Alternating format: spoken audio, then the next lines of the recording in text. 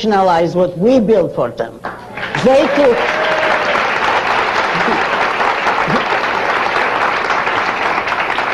took our oil. Well, what do you mean it's not our oil? It's not our. We don't own Saudi Arabia. They do.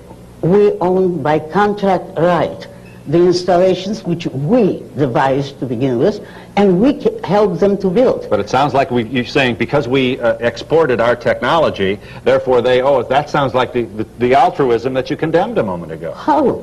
Altruism is the unearned, and this we earned, and they nationalized from us. They have no right to their soil if they do nothing with it. Well, rights are not involved in those primitive societies, but they make a deal with us. They want to bring us in to develop their oil, and then they try to exploit and to literally murder us by means of that oil. That is the unforgivable crime.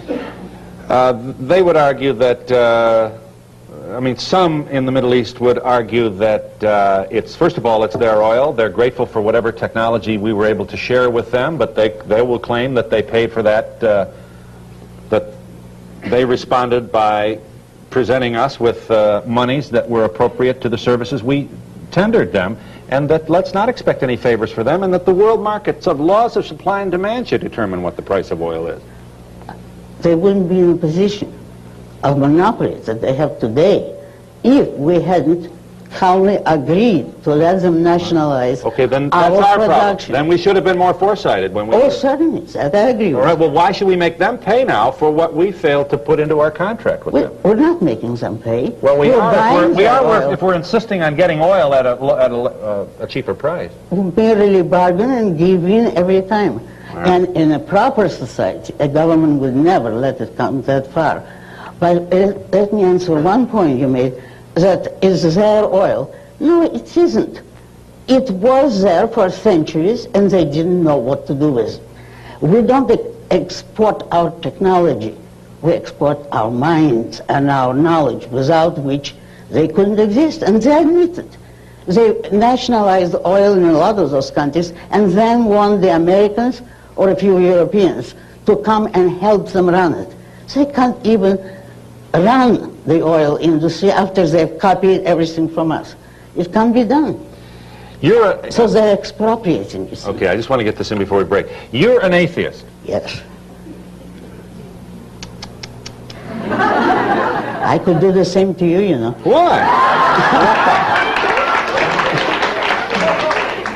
Since you're the host, I won't say it, but in other circumstances, I would say I don't approve of religion. I recognize your right to it. But you don't approve of religion because? Because it's mystical, because it's based on faith, not on reason and facts. So for you, but not for others, okay, what do you care? Somebody wants to worship a Christmas tree or a telephone pole, that's their business. I wouldn't stop them legally.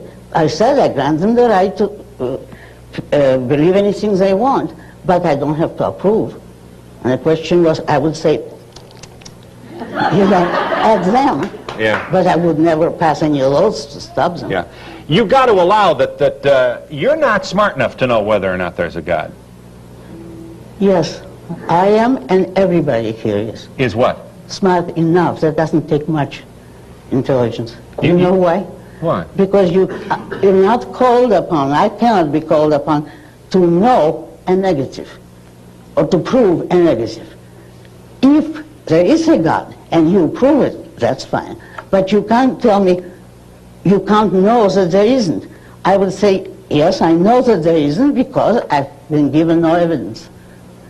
Well, but the fact that you've been given no evidence may mean you just haven't been in the right place at the right time. Well, I mean, it may mean that. No. No. It could mean that about somebody else, but not about me. Right. Okay. Because I'm interested in this. Sure. I honestly don't want to be theatrical about this, and I'm not suggesting that you haven't been in this dialogue before, but I still have a lot of problems with, I think atheists are as arrogant as many of the so-called Christians or religionists that you decry. I'm saying... Arrogant in what way? In that you are here with your certainty saying there is no God, and anybody who believes there is there's almost a suggestion that you're foolish if you believe that there is. And I think that's a little arrogant and condescending. No, I don't call it foolish. I would have, if you want me to tell the truth, I think it's a bad sign psychologically. It is a sign of a psychological weakness, of a man who is afraid to stand on his own mind and his own responsibility. Because you see, the absence of proof has gone on for centuries.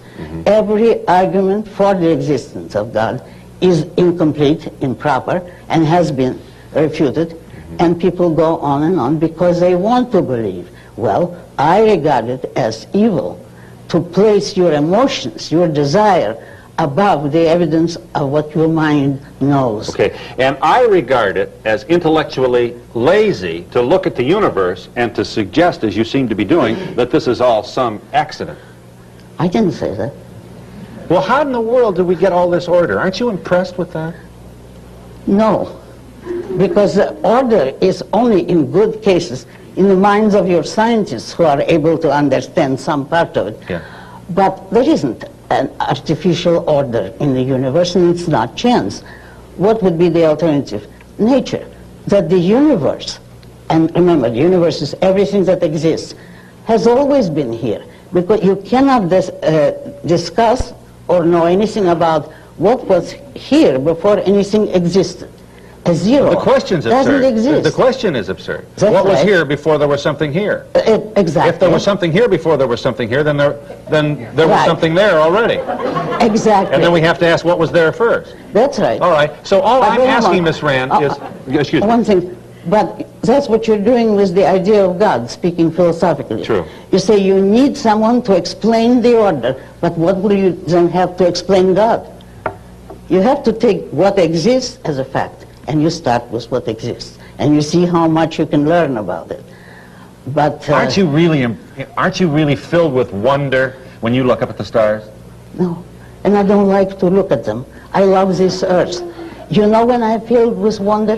When I look at skyscrapers, at the man-made, at what men were able to achieve on their own, unaided, so-called mind, without the help of faith, desires, or any sort of mysticism. You know what you see in those skyscrapers?